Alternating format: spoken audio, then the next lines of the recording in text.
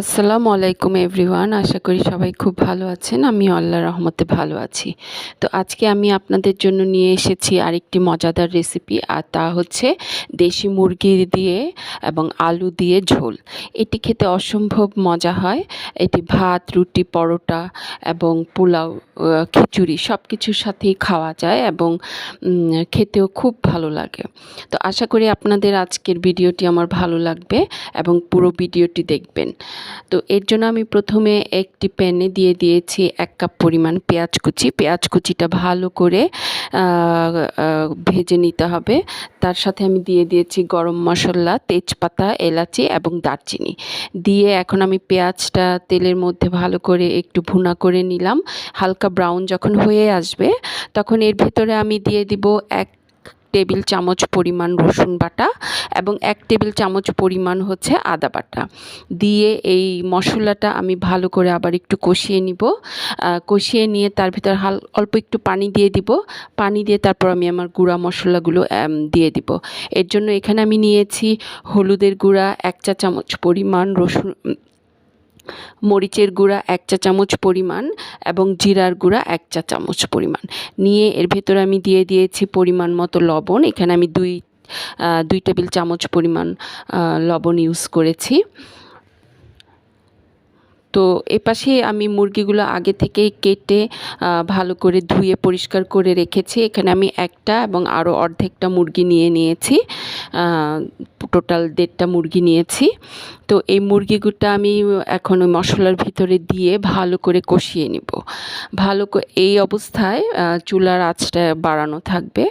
তো কষিয়ে নেওয়ার পর যখন মুরগিটা একদম আমার মশলার সাথে ভালো করে কষানো হয়ে যাবে তখন আমি চুলার আঁচটা একটু কমিয়ে দিয়ে মুরগিটাকে ঢেকে দিব।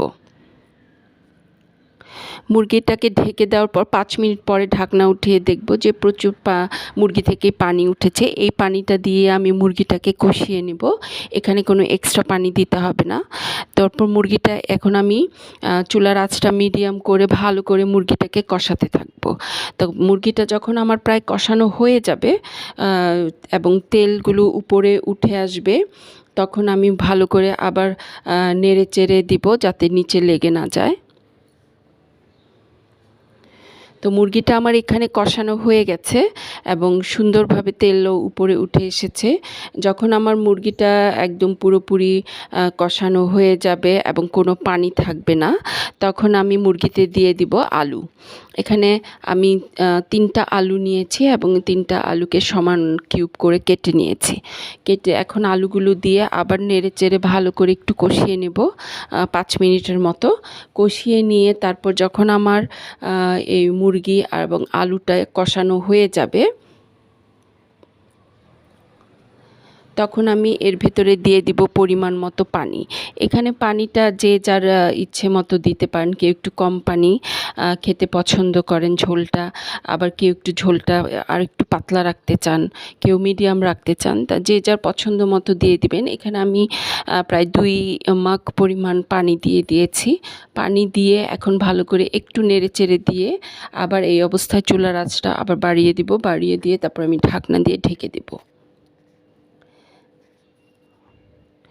ঢাকনা দিয়ে ঢেকে দেওয়ার পর যখন আমার মাংসটা এবং আলুটা অলমোস্ট প্রায় অর্ধেক সিদ্ধ হয়ে আসবে তখন আমি ঢাকনাটা উঠিয়ে আমি তরকারিটা আরেকটু নাড়াচাড়া দিয়ে নিব। নাড়াচাড়া দিয়ে এখন আমি চুলার আঁচটা মিডিয়াম করে ঢাকনা দিয়ে আবার 5 মিনিটের মতো বসিয়ে রাখবো। এই তো তৈরি হয়ে গেল আমার মুরগির মাংস আলু দিয়ে ঝোল।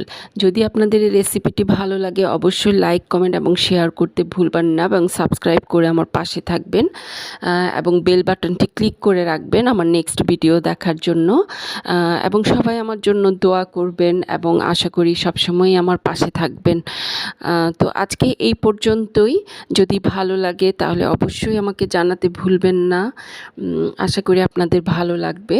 তো সবাই ভালো থাকবেন। আল্লাহ হাফেজ।